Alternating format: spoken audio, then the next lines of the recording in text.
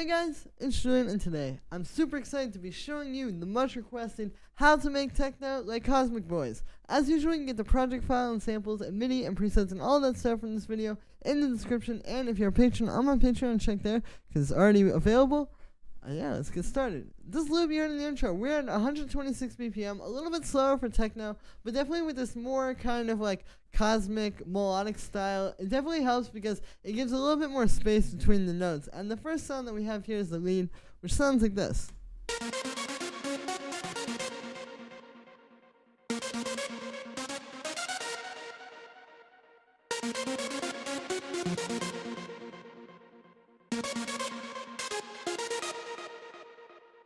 So those are the notes. You can see it's pretty simple. It's mostly just based around this A sharp minor scale here. It is based around the A sharp minor scale. You can see literally every note is just a note from there. We got A sharp, C, C sharp, F, F sharp. Like these are all just like the root note, the ninth, minor third, fifth, one note up from the fifth, A sharp again.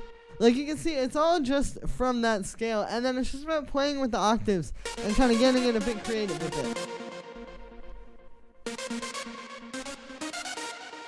For the sound on this one, it's made using wavetable. What we've got here is two saw waves. You can see I have them an octave apart. I've got this going into a low-pass filter. The low-pass has an envelope on the frequency, so you can see there's that envelope. That's also the amp envelope.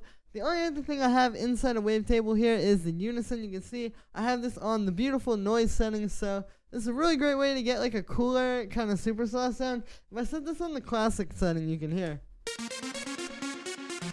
it's a very straightforward super saw, but when we put it on noise, it gives it a really cool texture. And I really like using this. I've been using this in a ton of my tracks lately.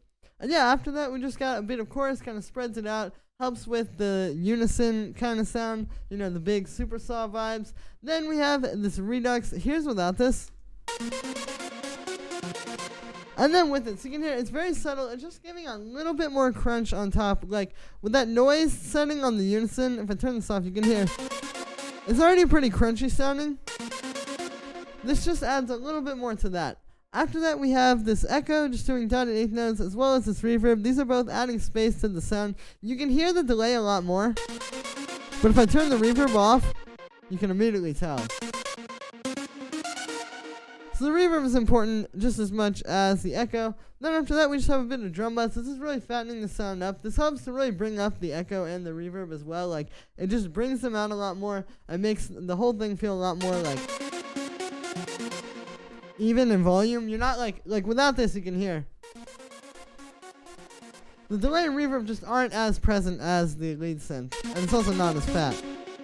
But yeah, and then the last thing we have on there is just this EQ8. This is cutting out the low end as well as giving it a bit of a high end boost for some clarity. Typically when you're hearing music, and like I give this feedback to a lot of people on my feedback streams, when somebody says add more clarity to your music, or they feel like a sound needs to have more clarity to it, really, a lot of times, it's just that you need to give it more high end. So that's the idea with this. You can hear the difference there without it. So yeah, after that we have this pad, which sounds like this.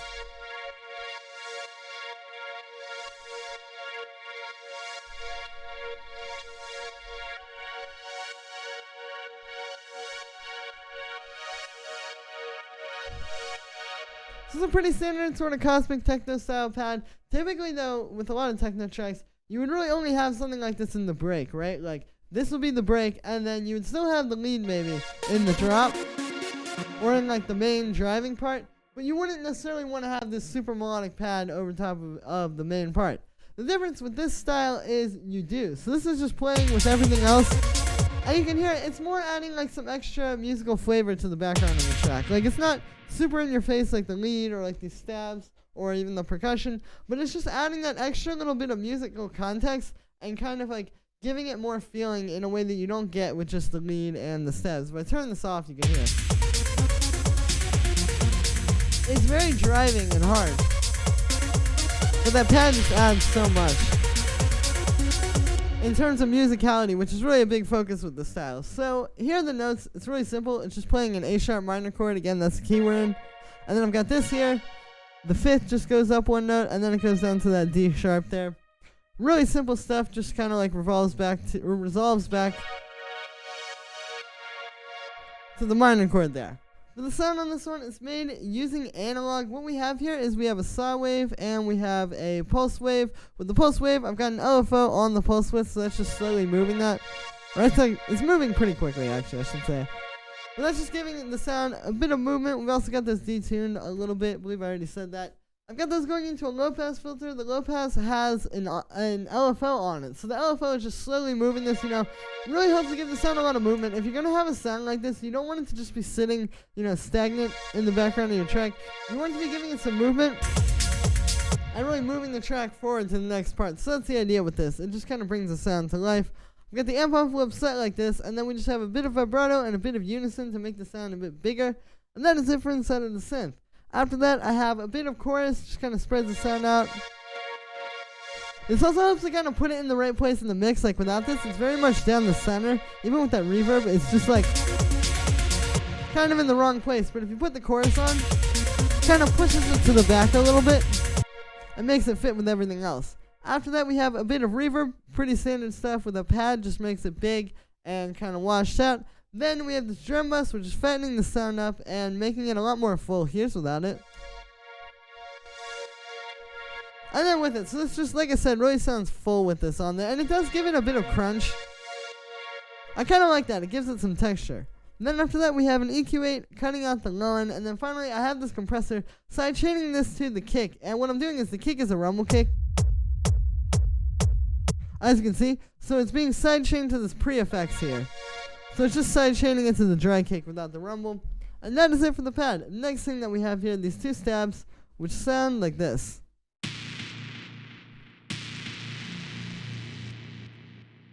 So these are meant to just kind of be like some extra punctuation, so to speak, in the track. If I turn these off, you can hear like it's very... It works. But it's really nice when you have these things coming in and out here kind of in the background. And they really add a lot to the track musically. And the key here is just fitting them around the lead. Like this first one kind of plays underneath it. And then the second one is a little bit more in the space where the lead would be. So I have it just hitting as soon as the lead stops. So it's not like clashing or anything like that. So for the first one, here are the notes. Both of these are pretty much just based around the A sharp. Since we're in A sharp minor, you can see we got A sharp up there, and then the only extra note is just that F sharp there. But the sound on this one looks like this. You can see it's made using wavetable. We just have two saw waves, really simple, an octave apart. They're going into a low pass filter. You can see the low pass has an envelope on it. That's also the amp envelope. I really like doing this. Using the amp envelope for the filter envelope as well just makes the sound a lot more cohesive and a lot tighter. Then we just have a bit of unison. I've got it on the classic setting. You can see I've got quite a bit of that. And then yeah, after that we have this amp here without this. And then with this is what really gives this like its texture. And kind of like that big brassy feel. It's a really good way to take like a nice super saw like this and just make it one of these nice deep grinding hits. It's just adding some distortion like this. After that we have this OTT. Here's without it. And then with it. So this just takes it that last little bit into being like a more kind of grungy brass sound like this. It's just like totally blowing the sound out. It's honestly making it a little bit like smaller, but I find this kind of puts it in a better place in the mix. Now it's not fighting for space with the lead so much. After that, I have this echo. This is just giving it a bit of space, and then we have a bit of drum bus to fatten the sound up. This also brings out the echo. And then the last thing I have on here is a high-pass filter cutting out the low end. For the second step, here are the notes. This is what it sounds like once again. So you can see this one is just around A sharp. It doesn't go up to the F sharp or anything. With this one, it's made using analog. What we've got here is two saw waves, an octave, and 7 semitones apart. So basically an octave and a fifth apart. I've got the Z tuned a little bit. They're going into a low pass filter. The low pass is just kind of giving it that like that. Opening it. And yeah, then after that we just have this amp envelope set like that. I've got a bit of unison, and that is it for inside of the synth. After that we have a bit of chorus, spreading the sound out, making it a bit bigger. Then we have this reverb as well as this echo. These are just giving the sound the space. You can hear I've got a pretty long feedback on the echo. Since this is a really sparse sound, it only hits, like it'll hit and then just ring out for a long time. There's a lot of space to have a longer echo like this, so that's what I did. Then after that, we've got an amp as well as an OTT, just like the first step, just takes it. I'll show you, here's what it sounds like without these. So just takes it and makes it feel more like a big kind of brassy sound. Then after that, we have this drum bus to fatten it up and kind of tie all the stuff you just saw together. And then the last thing we have on here is a high pass filter, and that is it for the second stab. The next layer we've got going on here is the kick, which sounds like this. And so it's a pretty standard rumble kick. It's just kind of about the processing and the type of kick. Like if you listen to the original kick here, it's just a very punchy, hard-hitting, straightforward kick. It's not like too clicky or anything. It's just got that really big, powerful attack to it, as you can hear. The first effects I have on here are these two EQs. So with this kick, when I was putting it up against references, it kind of had a lot of low mid-range to it. So these are just cutting out some low mid-range. I've got a bit of this boost as well here at 435 Hz. This just helps with the punch of the kick a little bit. Then after that, I have the saturator. Here's without this. And then with it. So it just gives the kick a little bit more of a punch going into the rumble. After that, we have the rumble. So this is an audio effect track. We've got a dry chain and then a wet rumble chain. With this rumble chain, what we've got here is first we have a delay. Pretty standard stuff. And then it's going into an amp. So here's what that sounds like. There's just a delay going into the amp, and then after that we low pass it, and there you go, you get just the rumble. Then I just have an EQ8 cutting at 100 Hz to cut out some room for the punch of the kick, as well as this compressor, which is side chaining it to the punch of the kick. And yeah, and then like I said, those two are just in a group together. And yeah, then after that, we've got, I'll close this so you can kind of see a little bit easier. After that, we've got this EQ. You can see I've got one before the drum bus and one after. Let me just show you how important the EQ is for this. Like if I turn all these EQs off and just play the sound, here's what this sounds like.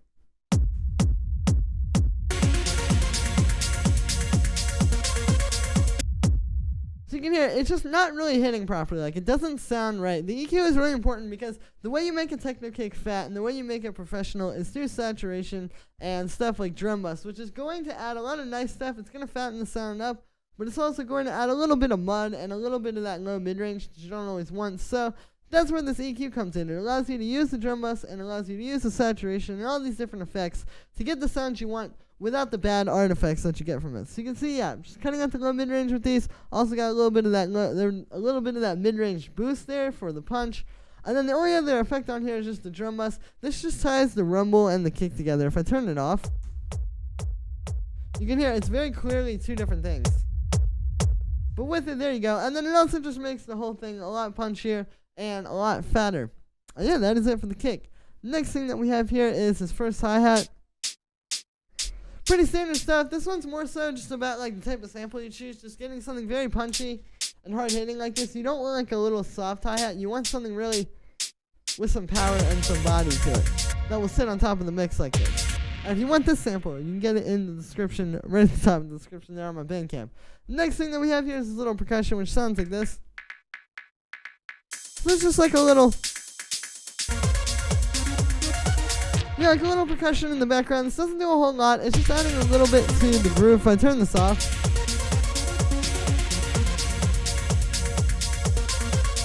yeah, just add something a little bit nice in the background. So with this one, we just got a bit of drum bus on that.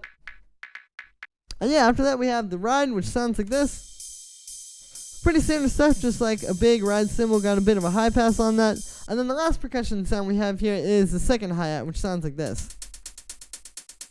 So this is just this little hi-hat playing 16th. It's still got a pretty nice amount of body to it, but you can hear it sits really well underneath that first hi-hat. It's like it still has enough body while fitting underneath that. So with this one you can see the pattern. We just got the velocity set like this.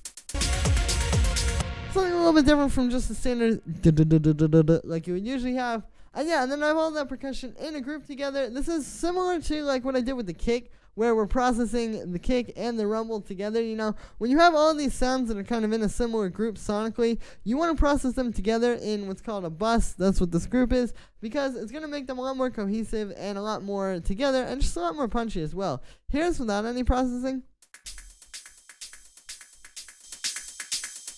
And then with it, so you can hear there's really a big difference there. So the first thing we got going on here is this drum bus. You can see this is, doing quite a bit. You can hear when I turn it off. This is really adding a lot of punch to the sound. It makes everything hit a lot harder. It makes everything feel a lot more full and just professional sounding. It also glues everything together. It's like without this, everything is kind of in a different place. But with it, it really feels like it all belongs together. And it all comes from the same place.